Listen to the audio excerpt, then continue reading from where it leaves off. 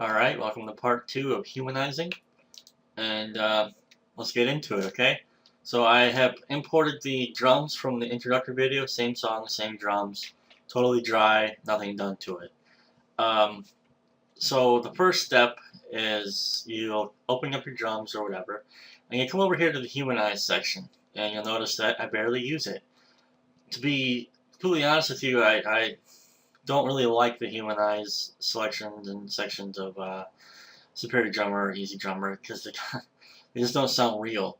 I mean, granted, if you have a slower tempo song, you probably haven't even noticed that you had Humanize options enabled.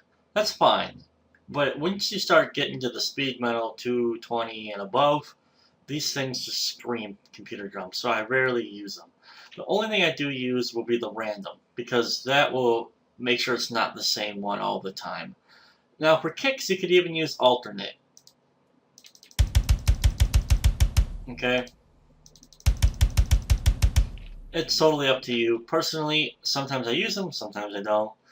It really just depends on the song. And that goes for every piece of the drum set, alright? And that's all I do in Superior Drummer. I don't use it. What I would recommend you do is use your DAW. And other DAWs might have their own plugins or their own features. I don't know. But I use Reaper, and for me, it's way easier just to use Reaper.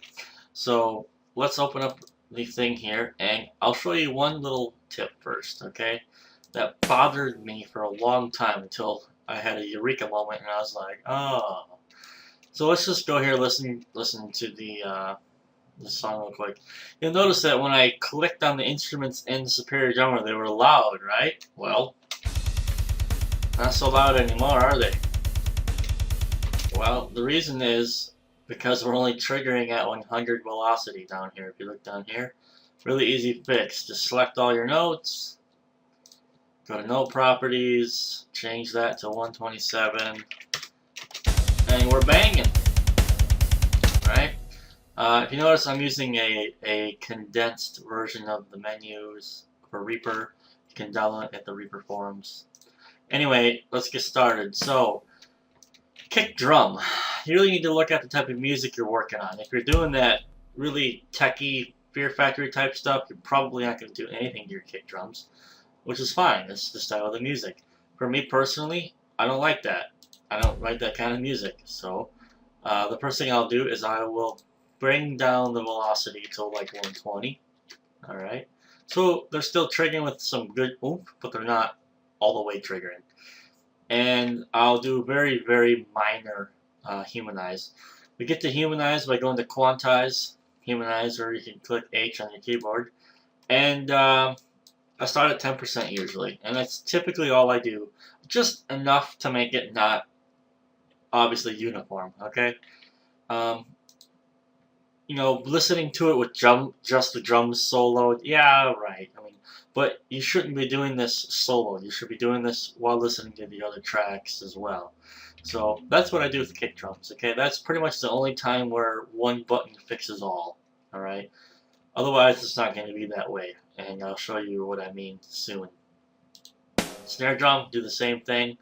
I'll back down my snare to 120.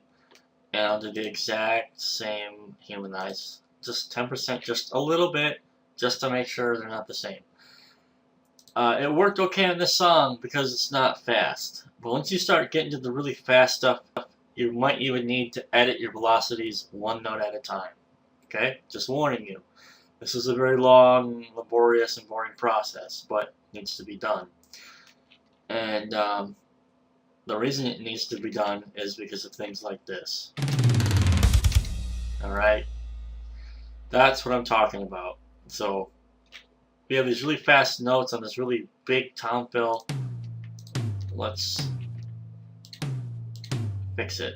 So, select all your toms. Alright?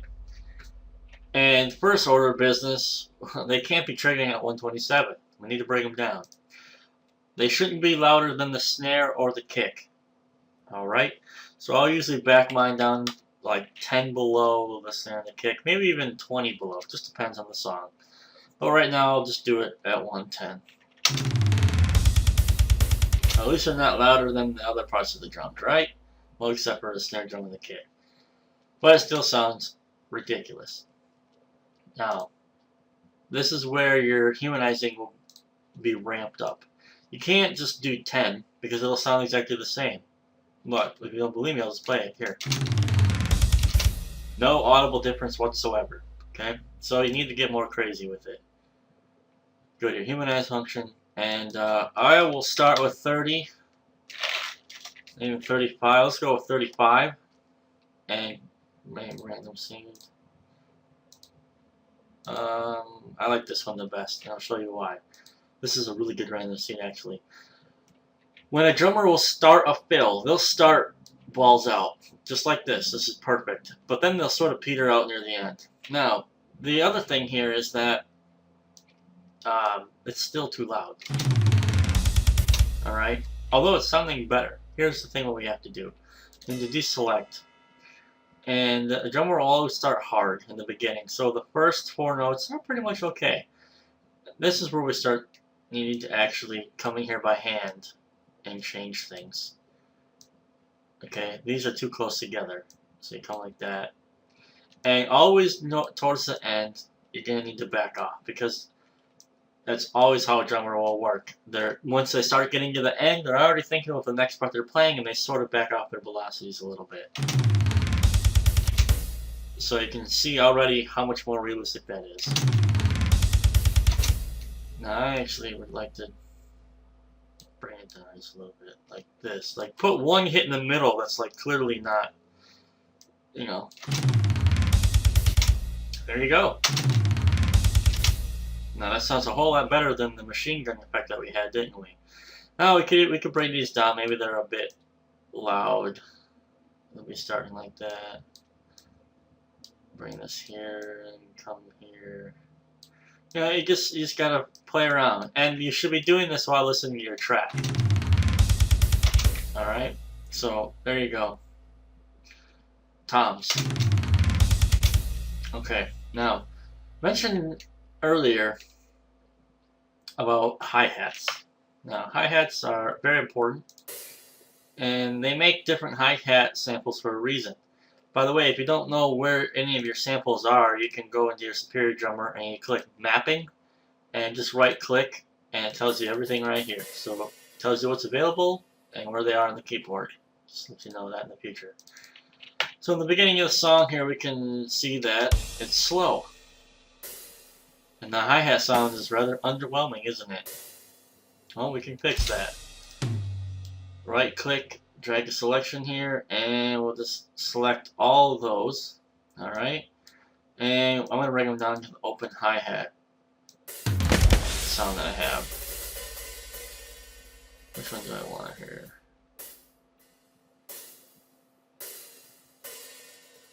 Let's go with this one. And now, immediate difference. Makes sense in the song, opens the song up, makes more sense, you know. But of course we're not done there. We need to humanize it, okay? Make this about 105 or 100, whatever you want to do. It should just not be that prominent. It should just be there in the background, right? Now here's another thing about drummers. We're human beings. So we play. You can even have this at like 30, that's okay too. Discrepancies are fine.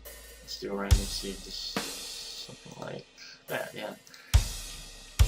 As drummers, we will just instinctively really play the beat just a little bit harder with our hi-hat. So when we're not hitting the snare, we're not on the beat yet, the hi-hat will be totally just different. Totally sporadic. But when we hit the snare, bam. More often than not, the hi-hat and the snare drum are going to be around the same velocity. So what we're going to want to do is we're going to want to click our hi-hat and bring it up to the snare. Alright? Every single snare.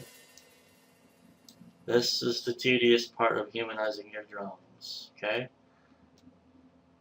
And you absolutely have to do this. Because now, when we have the difference. So the song sounds much more authentic already because the hi-hats are not playing the same.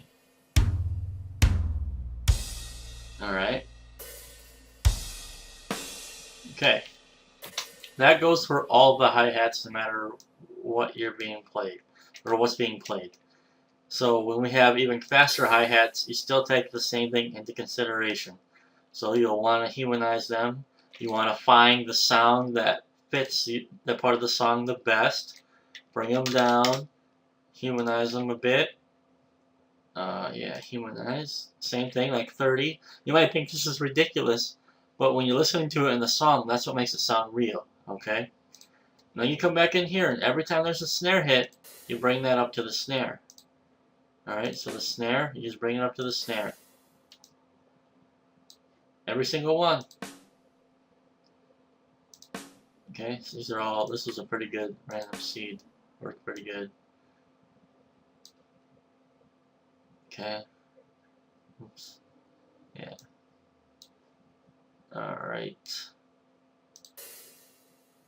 That was a pretty good random seed actually. Played it along quite nicely. Alright, so, but you still see the point, because now it sounds much more realistic, doesn't it? So, and that'll translate in your song, okay? You're going to want to do the same thing with the ride cymbal. Let's just do it real quick with the ride cymbal. Okay, so this is going to be the ride. No properties. I'll probably like 105, 110 usually, because the ride cymbal is not as loud and washy, but and you'll be doing some EQ that kind of gets rid of the sustain of it a little bit. Okay, you just want to do the same thing. I mean, it's all the same. Okay, maybe not so drastic on the humanize, maybe 20 instead. However, the bells, when you're doing the bell, I'll bring those up a little bit because in the mix, you know, a bell typically, you know, needs to be heard a bit more, right? So I'll bring them up like this. Might be a little loud, I don't know, but I don't have a song playing, so I can't tell what it sounds like. Okay.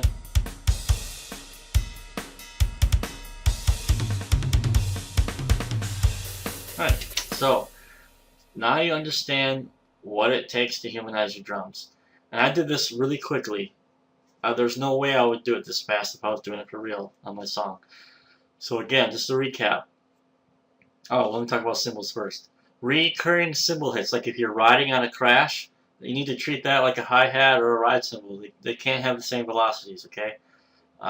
One-offs or one-hits, it just depends, whatever. You know, you could do a randomize, however they turn out.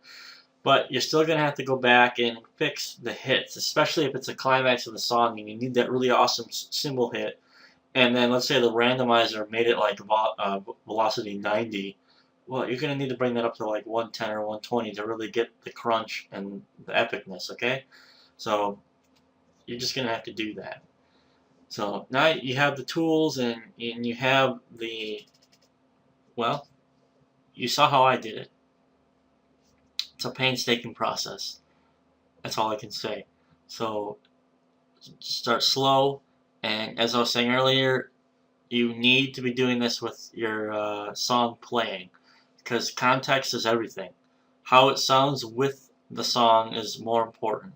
Okay, that's everything. So that's humanizing drums, man. And you know, I did this as quick as I could in 15 minutes, and this is the third time I had to do the video because it was taking too long. You know, easily this will be the longest, most tedious part of drums for you. So yeah, if you have any questions, please leave a comment or message me, and you know, good luck. Happy humanizing.